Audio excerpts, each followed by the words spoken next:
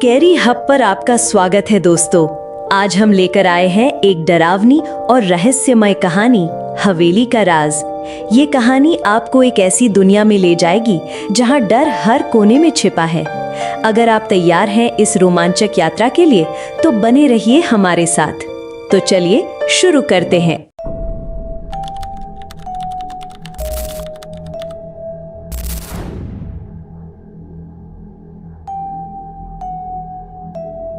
दिल्ली से कुछ ही किलोमीटर की दूरी पर एक पुरानी विशाल हवेली खड़ी है, मेहरा हवेली। ऊंची ऊंची दीवारें, धूल से ढकी खिड़कियां और जंग लगा लोहे का भारी गेट इसे और भी डरावना बना देता है। कहते हैं कि हवेली में सन्नाटा हमेशा से नहीं था, कभी यहाँ रौनक हुआ करती थी। हर्षवर्धन मेहरा की शानो शौकत और वैभव का प्रतीक थी ये हवेली, लेकिन अब ये वीरान और रहस्यमयी बन चुकी है। हर्षवर्धन मेहरा एक सफल उद्योगपति थे।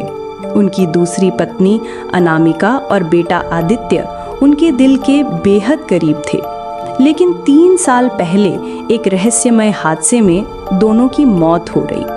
कोई नहीं जानता कि वो हादसा था या हत्या। इसके बाद से हवेली को भूतिया माना जाने लगा। स्थानीय लोगों का दावा है कि उन्होंने अनामिका की चीखें और आदित्य के रोने की आवाजें सुनी हैं। हवेली का जिक्र होते ही लोगों के चेहरों पर खौफ साफ दिखता है। आज हवेली के बरामदे में सन्नाटा पसरा हुआ है। सिर्फ पुराने पेड़ की टहनियां हवा के साथ खड़खड़ाती हैं। अचानक लोहे का गेट चरमराने की आवाज के साथ खुलता है। एक काली गाड़ी हवेली के आंगन में रुकती है। गाड़ी से एक युवती उतरती है, नंदिनी मेहरा। ऊंचे कद की, आत्मविश्वास से भरी नंदिनी की आंखों में एक गहरी उदासी है। वो कुछ देर हवेली को देखती रहती है, मानो यादों के समंदर में डूब गई हो।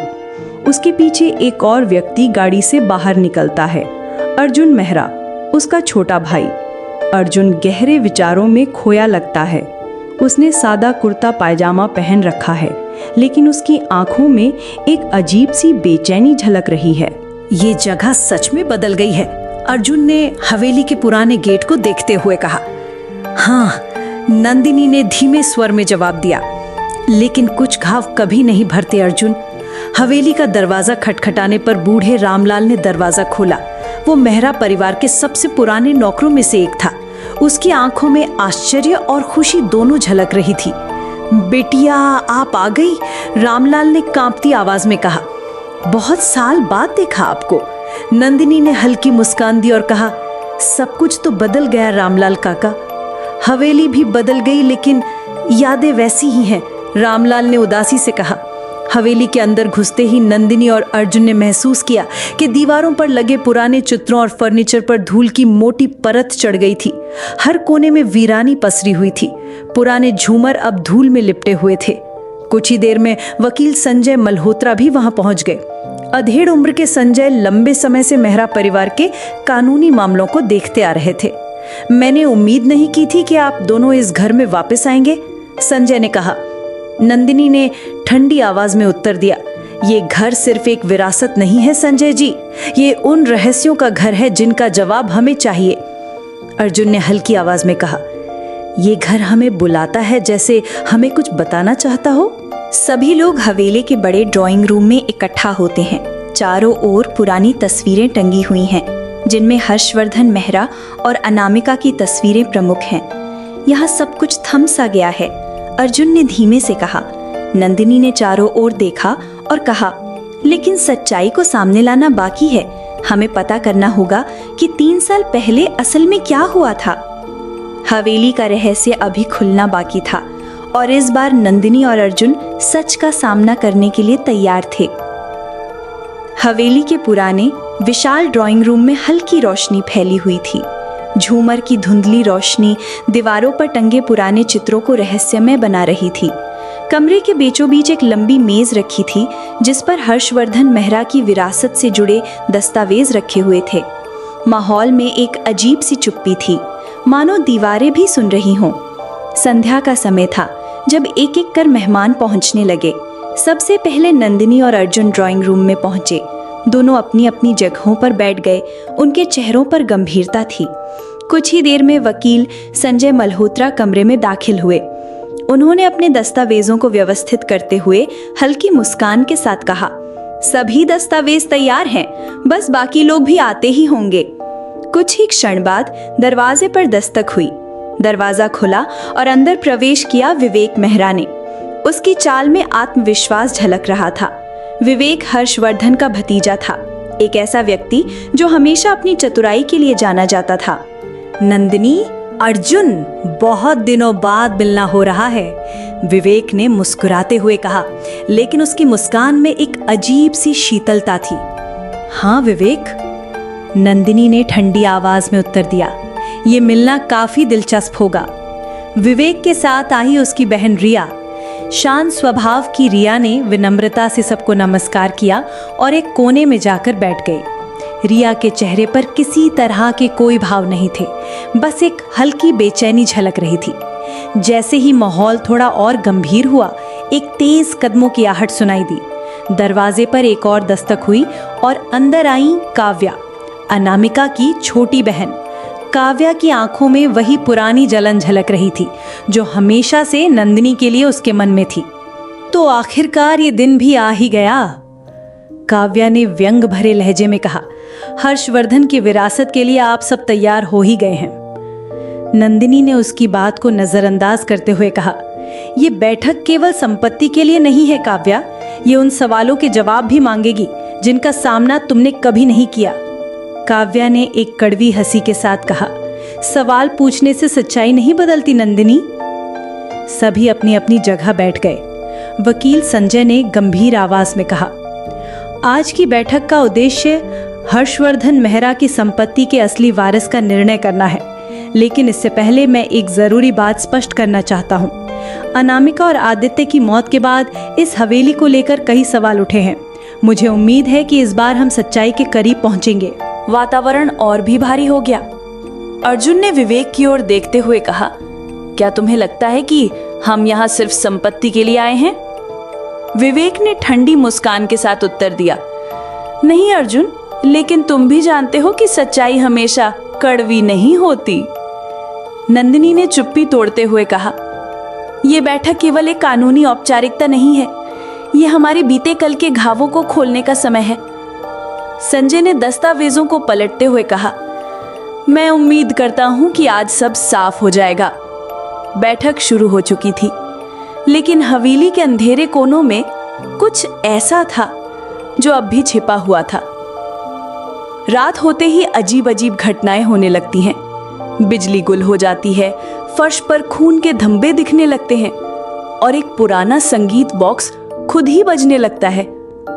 अचानक नंदिनी को बेसमेंट से किसी के चीखने की आवाज आती है। अर्जुन और विवेक जब देखने जाते हैं तो वहां कोई नहीं होता। वे तीनों बेसमेंट से बाहर आए तो हवेली का वातावरण और भी भयावह लगने लगा। हवा अब भी खिड़कियों को हिला रही थी और हर कोने से अजीब सी सरसराहट सुनाई दे रही थी। नंदिनी ने डर और बेचैनी से अर्जुन की ओर देखा। अर्जुन ने कहा, अब सोचना बेकार है, हमें सुबह होने तक इंतजार करना होगा। तब तक सब अपने अपने कमरों में रहो और एक दूसरे से संपर्क में रहना। नंदिनी सहमी हुई थी, लेकिन विवेक ने उसे दिलासा दिया, डरने की जरूरत नहीं है, अगर कोई चाल चल रहा है तो हम उसे पकड़ लेंगे। तीनों अपने अपने कमरों की ओर लौट गए, लेकिन नंदिनी के लिए नींद कोसों दूर थी। उसके मन में बार बार वही चीख गूंज रही थी। उसने खिड़की से बाहर देखा। अंधेरी रात में हवेली के बाहर के पेड़ हवा में झूम रहे थे, जैसे कोई अदृश्य ताकत उन्हें हिला रही हो। अचानक दरवाजे पर दस्तक हुई। वो चौंक गई। कौन है? नंदिनी ने कांपते हुए पूछा। बाहर से अर्जुन की आवाज आई, मैं हूं, दरवाजा खोलो। नंदिनी ने दरवाजा खोला तो अर्जुन का चेहरा गंभीर था। उसने पूछा, क्या हुआ? कुछ नहीं हुआ, लेकिन मुझे लगा कि तुम्हें अकेले नहीं छोड़ना चाहिए। अर्जुन ने कमरे के चारों ओर देखा और कहा, मैं यहीं बैठूंगा, अगर कुछ भी अजीब हुआ तो हमें तुरंत पता चल जाएगा। जैसे ही वे बात कर रहे थे, एक धीमी सरसराहट की आवाज फिर से सुनाई दी।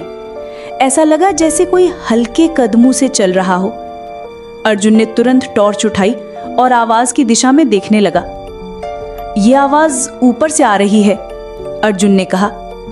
दोनों ने अपने डर पर काबू पाया और धीरे धीरे ऊपर की ओर जाने वाली सीढ़ियों की ओर बढ़े। सीढ़ियां अंधेरे में डूबी हुई थी और हर कदम पर लकड़ी के चरमराने की आवाज आ रही थी। जैसे ही वे ऊपर पहुंचे, उन्हें एक दरवाजा थोड़ा सा खुला मिला।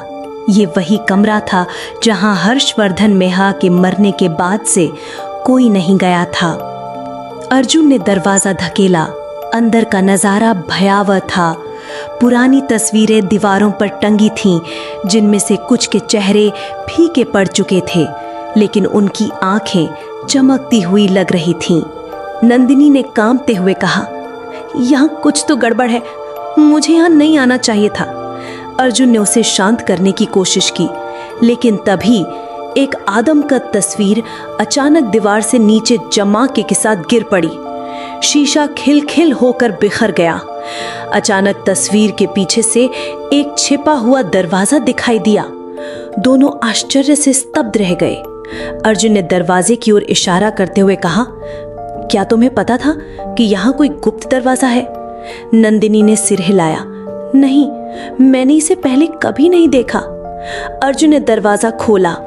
अंदर एक संकरी और अंधेरी सुरंग थी जो हवेली के भीतर कहीं और जाती हुई लग रही थी। दोनों ने एक दूसरे की ओर देखा। उनके चेहरों पर डर और जिज्ञासा का मिश्रण था। अर्जुन ने कहा, हमें यह देखना होगा कि ये सुरंग कहाँ जाती है। यही सच जानने का एकमात्र रास्ता है। नंदिनी ने हिम्मत जुटाते हुए कहा, ठीक है, चलो। दोनों ने उस रहस्यमय सुरंग में प्रवेश के लिए कदम बढ़ा दिए, जहां हर कोने पर कोई नया खौफनाक रहस्य उनका इंतजार कर रहा था। सुरंग में कदम रखते ही ठंडी और सीलन भरी बासी हवा ने नंदिनी और अर्जुन का स्वागत किया। दीवारें नमी से भीगी हुई थीं और हर कदम पर फर्श पर धूल की मोटी परत जमा थी। अर्जुन ने टॉर्च की हल्की रोशनी आगे बढ़ाई। सुरंग बहुत पुरानी लग रही थी, मानो इसे सालों से किसी ने न छुआ हो। चारों ओर गहरी खामोशी थी, बस उनके कदमों की आहट गूंज रही थी। नंदिनी ने दबे स्वर में कहा, यहाँ आने का हमारा फैसला सही था या नहीं मुझे नहीं पता, लेकिन मुझे डर लग रहा है। अर्जुन ने हल्की मुस्कान के साथ कहा, डरने की जरूरत नहीं है। अगर यहाँ कोई सच छिपा है तो हमें उसे उजागर करना होगा।